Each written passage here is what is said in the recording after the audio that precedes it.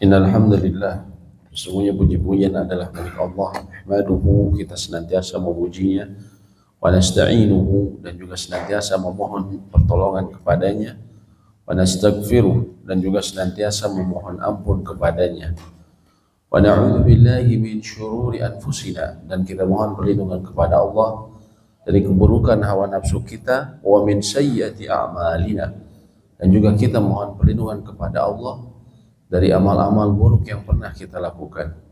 Man yahdihillahu fala mudhillalah, barang siapa yang telah Allah berikan pemberian terbaik dalam kehidupan, yaitu hidayah, maka tidak ada yang bisa menyesatkannya. Wa may yudlil fala hadiyalah, dan barang siapa yang Allah biarkan seseorang berada dalam keterpurukan terburuk dalam kehidupan, yaitu dibiarkan di dalam kesesatan, maka tidak ada yang bisa memberinya petunjuk selain petunjuk Allah Subhanahu wa taala. Asyhadu an la ilaha illallah wahdahu la syarikalah. Saya bersaksi bahwa tiada ilah atau sesembahan yang berhak untuk diibadahi dengan benar kecuali Allah, tiada sekutu baginya, wa anna Muhammadan abduhu wa rasuluh, dan bahwa Muhammad sallallahu alaihi wasallam adalah hamba dan juga utusannya. Wa ba'du, Allah berfirman, ya ayyuhalladzina amanu taqullaha haqqa tuqatih.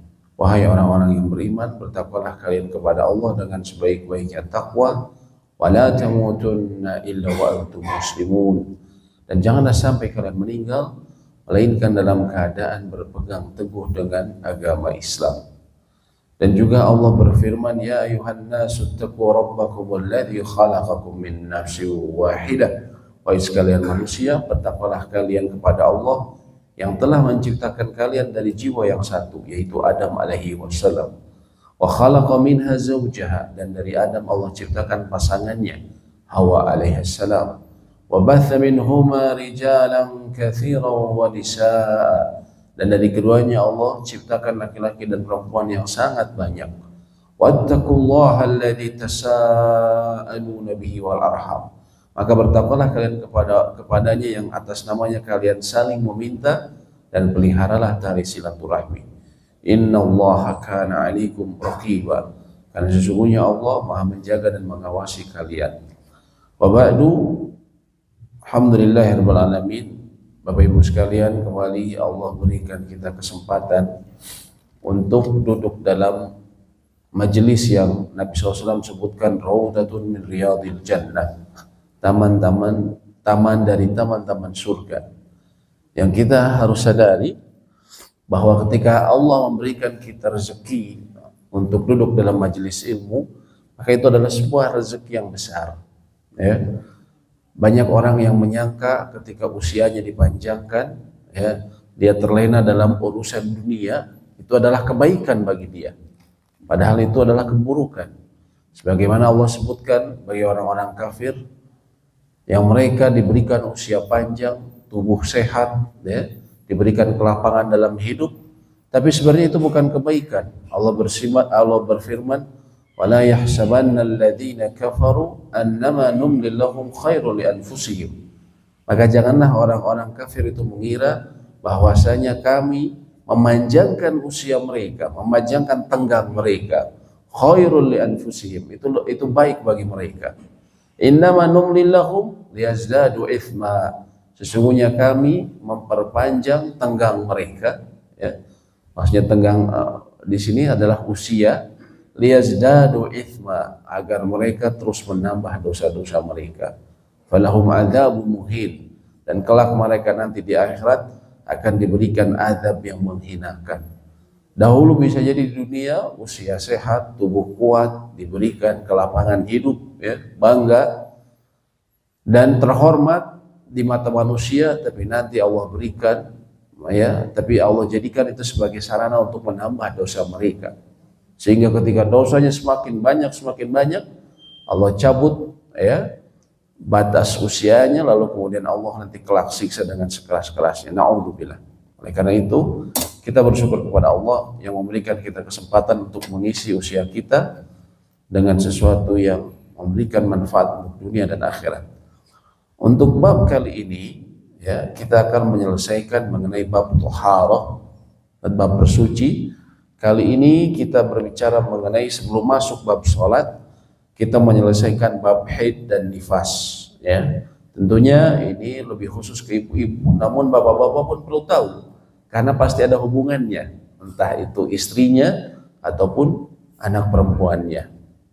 Secara bahasa, al-haid artinya sal atau sailun atau mengalir. Haid itu artinya mengalir. Kalau yang bawa bukunya silahkan dibuka di halaman 61. Adapun secara syariat, namanya haid adalah darah alami, ya, atau darah tabiat yang keluar dari dasar rahim wanita pada waktu tertentu saat seorang wanita sehat, ya. Saat wanita sehat, bukan karena penyakit dan juga bukan disebabkan proses persalinan. Justru ini haid ini menunjukkan seorang wanita itu sehat, ya. Adapun nifas, ya, adalah darah yang keluar dari seorang wanita ketika melahirkan. Ya. Permulaan dan akhir waktu haid. Para ulama sebutkan tidak ada haid sebelum genap 9 tahun. Karena belum ada riwayat sahih di dunia ini tentang adanya seorang wanita yang haid sebelum 9 tahun. Dan ini 9 tahun adalah, ya, antara lain disebutkan oleh Aisyah radhiyallahu taala anha, ibunda kita semua, dalam hadis sahih riwayat Imam At-Tirmidzi disebutkan idza balaghatil jariyatu 9 sinin, bila seorang anak perempuan telah mencapai usia 9 tahun, fahiya imra'atun, maka dia telah menjadi seorang wanita dewasa. Subhanallah, ya. Artinya memang ada wanita yang usianya 9 tahun dia bisa keluar haid. Oleh karena itu kita bisa memahami Nabi SAW itu menikah dengan Aisyah pada usia 6 tahun. Tapi kemudian Aisyah, ya, baru bergabung bersama Nabi SAW, ya, itu pada usia 9 tahun. Atau Nabi SAW menggaulnya pada usia 9 tahun. Mungkin kita lihat, masih kecil. Tapi memang usia 9 tahun, ya tergantung daerahnya. Ada yang 9 tahun wanita ini atau anak-anak ini sudah menjadi besar dan sudah haid, jadi sehingga bisa dewasa, ya Bu, ya. Sebagaimana saya bisa memahami itu ketika saya melihat contoh nyatanya, ya. Saya punya teman dulu, ya, satu ruangan kerja, ya. Dia seorang ustadz, ayahnya juga seorang ustadz, ya. Dia cerita bahwa neneknya itu sama ayahnya cuman usianya berselisih 10 tahun. Saya kaget, loh masa 10 tahun? Iya, kata dia, orang Gresik, gitu kan. Jadi ibu saya itu menikah sama kakek usia 9 tahun. Jadi masih kecil 9 tahun. Dan waktu itu 9 tahun sudah haid katanya, ya, ibu-ibu sudah haid 9 tahun. Jadi melahirkan ayah saya 10 tahun, gitu. Melahirkan 10 tahun. Tapi anaknya, adik-adiknya dari ayahnya ini, paman-pamannya semuanya sehat, nggak ada masalah sama sekali. Ya, mungkin ini tidak biasa di kita, tapi tidak berarti tidak ada ataupun tidak benar atau tidak baik. Ya, karena tergantung kondisi kesehatan seorang wanita atau kondisi juga hormonal. Ya. Karena ya seperti itu, ada yang 9 tahun sudah haid dan ternyata menikah, dan 10 tahun sudah melahirkan, gitu ya. Jangan mikirin, kalau kita lihat anak-anak sekarang mungkin belum siap, Bu, ya. Tapi anak-anak zaman dulu, apalagi zaman Nabi SAW tahun 1400 tahun yang lalu, ya, maka mereka memiliki persiapan yang tentunya berbeda dengan anak sekarang. Bisa jadi anak-anak saat itu dia lebih dewasa, ya, dibandingkan sekarang. Ya. Dewasa sekarang banyaknya karbitan, gitu kan. Di sana memang mungkin disiapkan. Kemudian disebutkan para ulama tidak ada haid sesudah usia 50 tahun secara umum, menurut pendapat yang sahih, sebagaimana diriwayatkan oleh Aisyah juga radhiyallahu taala anha, beliau berkata, idza balaghat imra'atu 50 sanah, bila seorang wanita telah mencapai usia 50 tahun, kharajat min haddil haid, dia telah keluar dari batas haid, ya. Kemudian batas minimal dan maksimal haid, tidak ada batas minimal, ya, menurut pendapat yang sahih yang dipilih oleh penulis buku yang kita jadikan rujukan. Karena ini kembali kepada adat dan kebiasaan. Maksudnya kebiasaan wanita di suatu tempat terkadang berbeda, dipengaruhi oleh cuaca, ya. Kita di Indonesia tropis. Tadi di Arab itu dia bisa sampai, kalau lagi panas bisa sampai 54 derajat, ya. Bandung paling panas dicatat itu 34 derajat. Kalau kita sekarang lagi panas-panasnya maksimal mungkin 33, 34. Tapi kalau di Madinah suhu bisa 54 derajat kalau lagi panas. Kalau lagi musim dingin, pada subuh itu bisa 3 derajat. Bisa 3 derajat. Cuacanya ekstrim. Tentunya ini berpengaruh juga, ya, pada hormonal wanita. Ya. Namun bila berbicara mengenai umumnya waktu haid, dia kira-kira 6 sampai 7 hari. Ini antara lain dari sabda Nabi SAW kepada Hamnah bintu Jahsh. Beliau mengatakan, tahayyadi fi ilmillahi sittata ayyam. Jadikanlah dirimu berstatus haid dalam ilmu Allah selama 6 atau 7 hari. Thumma igtasili wa shalla 24 yawman. Kemudian mandilah dan sholatlah selama 24 atau 23 hari. Sebagaimana kaum wanita biasa haid dan suci, berdasarkan waktu haid mereka dan waktu suci mereka. Jadi kalau bicara keumuman seorang wanita haid, berdasarkan sabda Nabi SAW tadi sekitar 6 atau 7 hari. Lalu apa yang haram dilakukan oleh wanita yang haid dan nifas? Yang pertama adalah berhubungan suami istri. Nah, ini yang antara lain perlu diketahui oleh seorang suami, ya. Allah berfirman, fa'tazilun nisaa fil mahid. Ya, jauhilah istri-istri pada waktu haid. Wala taqrabuhunna hatta yadhurn. Dan janganlah kalian mendekati mereka hingga mereka suci. Ya, jadi termasuk dosa besar ketika seseorang, mohon maaf, menggauli wanita istrinya dalam keadaan haid, ya, ataupun juga termasuk dosa besar dari apabila dia menggauli dari, mohon maaf, dari arah dubur, ya, dari dubur atau duburnya, lubang duburnya. Ini juga termasuk dosa besar. Ya. Wah, istrinya halal, tapi apabila dalam kondisi seperti itu sang suami yang memaksakan, maka dia melakukan dosa. Ya.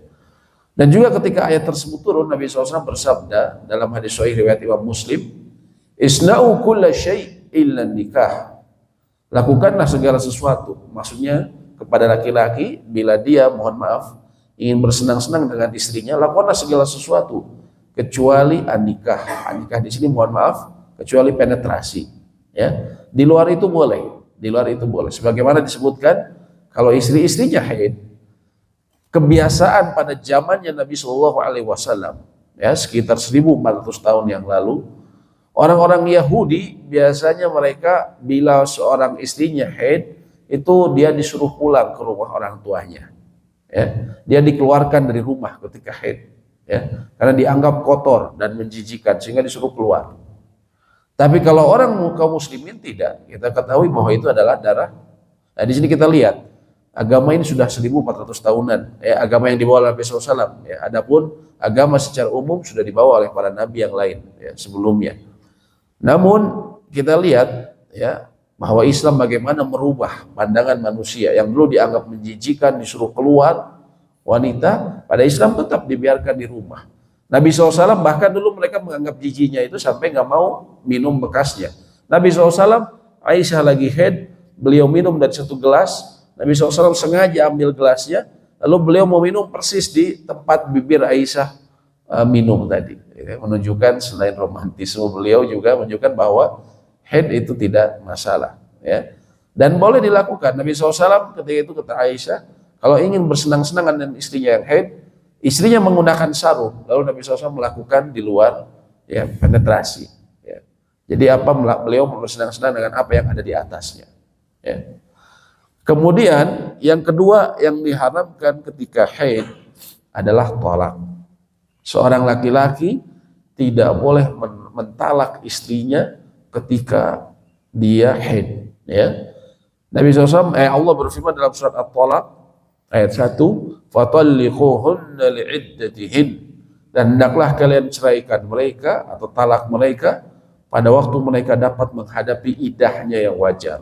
Ya, karena setelah diceraikan tentunya ada masa idah, ya, iddah. Dan juga sabda Nabi SAW kepada Umar bin Khattab manakala anaknya Abdullah, yaitu Abdullah bin Umar, beliau mentalak istrinya pada waktu haid, maka Nabi SAW mengatakan murhu falyuraji'ha, perintahkanlah dia agar merujuknya. Jadi jangan diceraikan ketika ketika haid. Nabi SAW suruh rujuk dulu. Nanti kalau mau diceraikan setelah dia bersih, ya. Pertanyaannya begini, bagaimana kalau misalnya sudah terlanjur ditalak, ya, dia tidak rujuk, ya, ketika wanita tersebut haid, ya, bagaimana hukumnya? Apakah berlaku atau tidak? Umumnya ulama mengatakan dari 4 mazhab, ya berlaku, tapi dia berdosa. Ini disebutnya talak bid'i, talak yang bid'ah, ya. Karena tidak ada petunjuk dari agama. Artinya bahkan dalam urusan talak itu diatur. Dan hikmahnya banyak, antara lain agar bisa mengetahui, dibiarkan dulu selesai haidnya, ya, kemudian masa suci, supaya bisa dilihat dulu nanti kemudian apakah sang suami dia telah menanamkan benih pada istrinya, di rahim istrinya. Ya, dilihat 3 kali selesai haid baru dilihat apakah memang ada apakah ada kandungan di dalamnya, ada di rahimnya, gitu kan.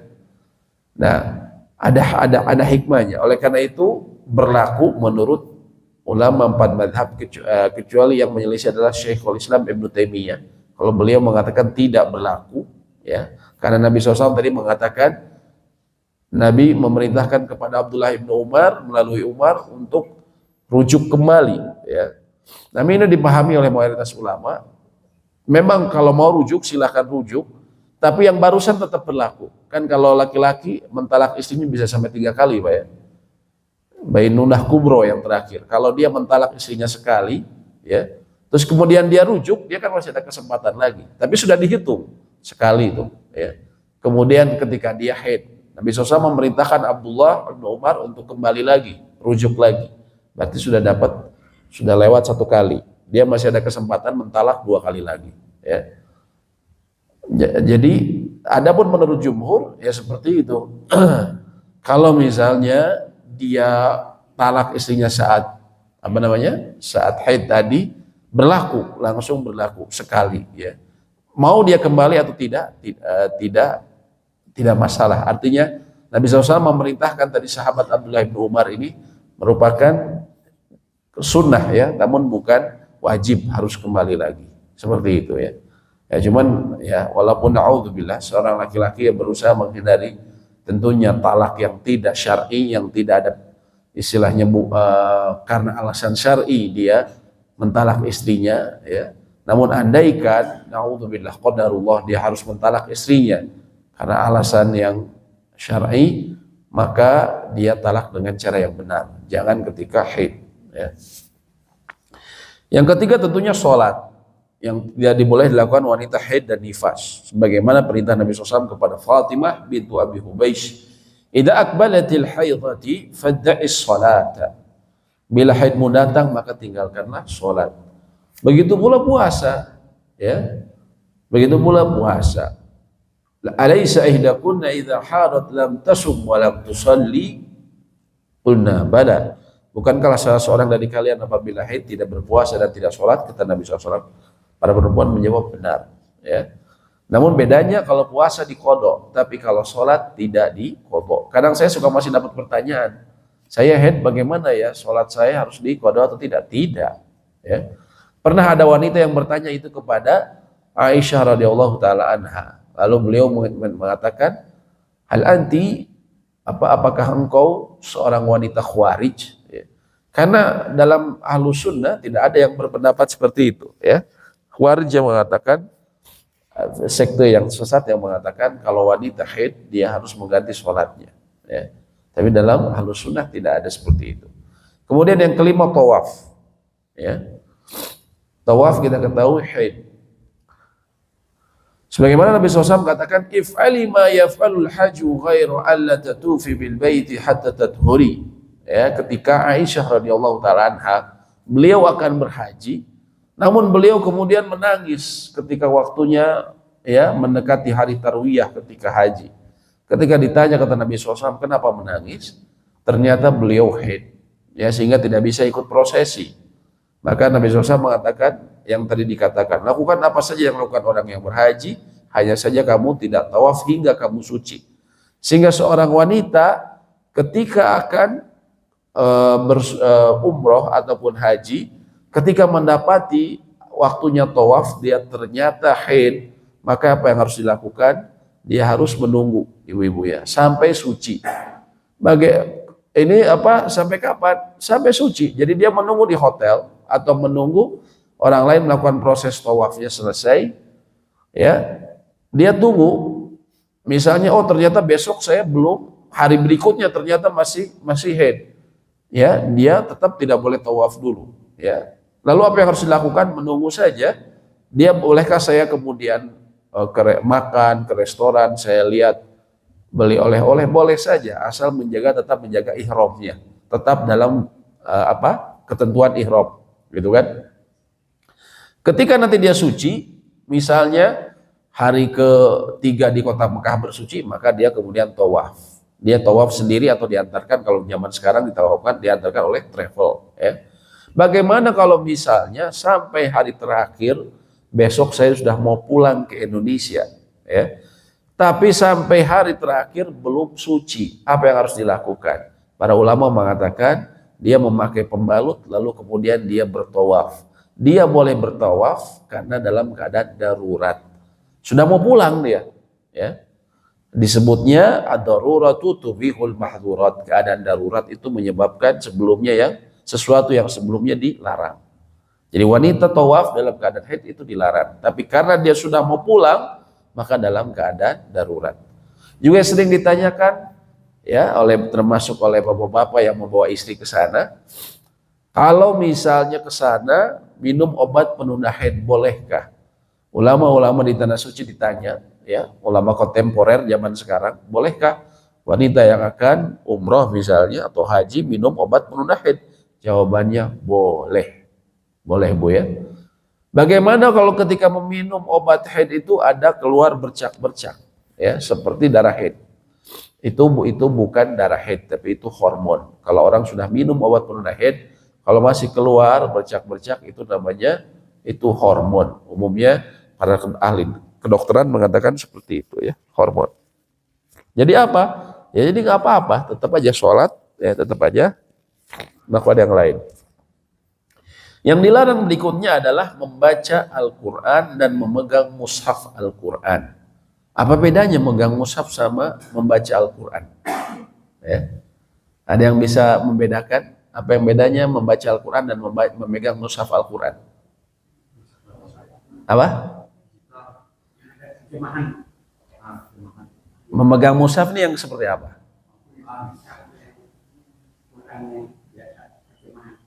Iya, kalau mau baca Al-Quran, ya, ada lagi baca Quran atau selain dari terjemahan dari mana? Dari HP ataupun dari hafalan. Ya. Jadi yang disebut kita nyebut biasanya seperti ini apa ini? Al-Quran. Ini Al-Quran. Saya mau ke Palasari, mengapain? Mau beli Al-Quran. Itu sebenarnya istilah tidak tepat. Kan jual beli Al-Quran kan haram hukumnya. Yang boleh apa? Jual beli mushaf Al-Quran. Jadi yang kita beli itu namanya mushaf. Ya. Di antara mushaf ini yang dua suhuf, tempat untuk mengumpulkan kertas-kertas. Itu di zaman penamaan pertama pada zaman Abu Bakar As-Siddiq.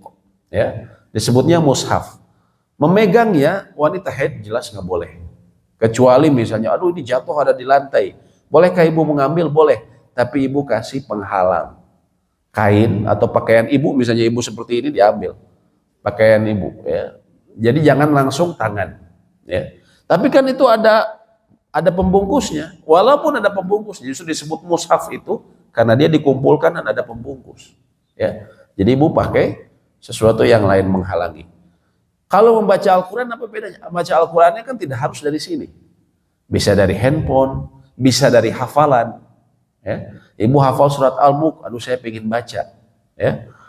Boleh nggak saya lagi haid misalnya, atau anak ibu lagi haid? Jawabannya, jumhur ulama, mayoritas ulama dari kalangan sahabat, begitu pula murid mereka tabi'in dan para imam, ya, mengatakan tidak boleh, ya, tidak boleh. Megangnya tidak boleh, bacanya boleh. Ada yang pendapat yang mengatakan, katanya ada yang mengatakan boleh, betul, ada yang mengatakan boleh. Tapi ini pendapat yang dianggap sesat. Ya, umumnya ulama saat ini ganjil. Umumnya ulama mengatakan tidak boleh. Ya, tidak boleh. Dikecualikan ada beberapa keadaan yang sebagian ulama memfatwakan boleh. Contohnya apa? Contohnya kalau anak ibu atau anak perempuan ibu berprofesi sebagai guru ngaji, di mana di sekolahnya. Kalau di masjid nggak boleh, wanita haid nggak boleh masuk masjid kan? Ya, di guru ngaji di sekolahnya, dan dia harus istilahnya mengajarkan ke murid-muridnya. Saya harus baca nih, anak kelas SD nih, kelas 5, diajarkan surat An-Nazi'at misalnya. Pada keadaan seperti itu, dia sebagian ulama memfatwakan boleh, karena dia harus harus mengajarkan, ataupun dia punya hafalan banyak, dia harus mengulang. Tapi kata para ulama itu pun dikurangi porsinya, ya. Dan jangan bermudah-mudahan. Jadi hukum asalnya tetap tidak boleh baca menurut mayoritas ulama, ya. Lalu apa yang saya bisa lakukan? Lakukan yang lain. Kan kita bisa dengerin. Ibu-ibu nggak ngaji, ibu dengerin. Sekarang apalagi ada MP3 murotal Al-Quran, dengerin sama ibu, ya.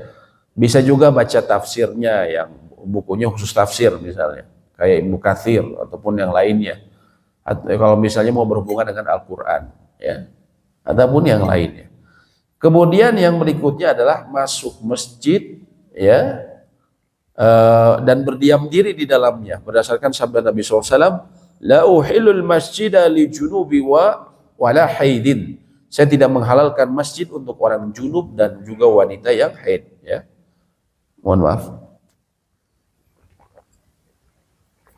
Jadi wanita haid tidak boleh masuk masjid kecuali melintas, ya. Kecuali melintas. Nabi SAW dahulu ketika beliau itikaf, ya, beliau menjulurkan kepalanya ke kamarnya, karena kita tahu masjidnya Nabi SAW itu bersebelahan dengan kamar beliau.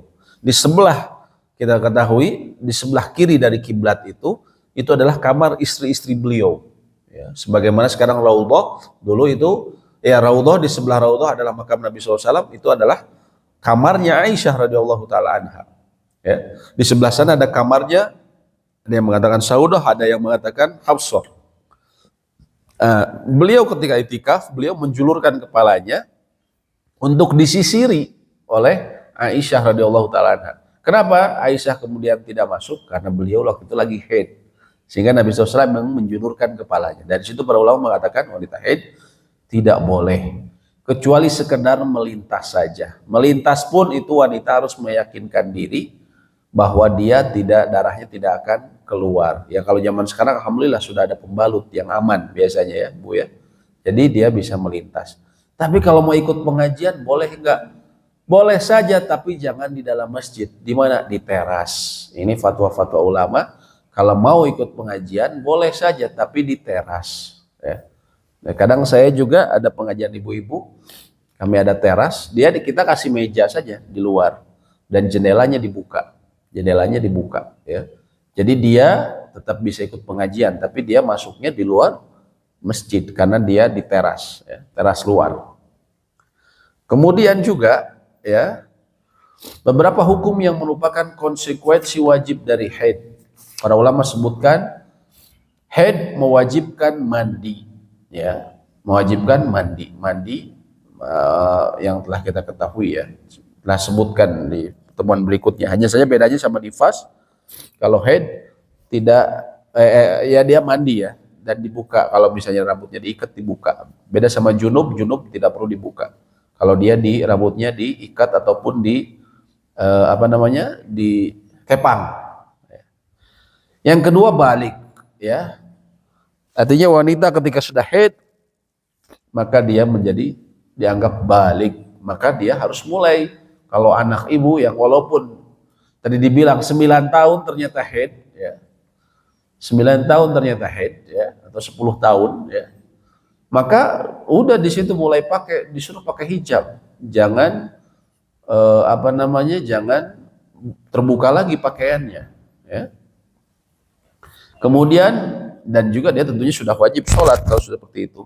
Beridah dengan haid, artinya kalau wanita yang ditalak, ya, maka dia ketika haid dia menghabiskan masa iddahnya dengan aturan haid, ya, 3 kali, ya. Kemudian juga para ulama sebutkan, ya,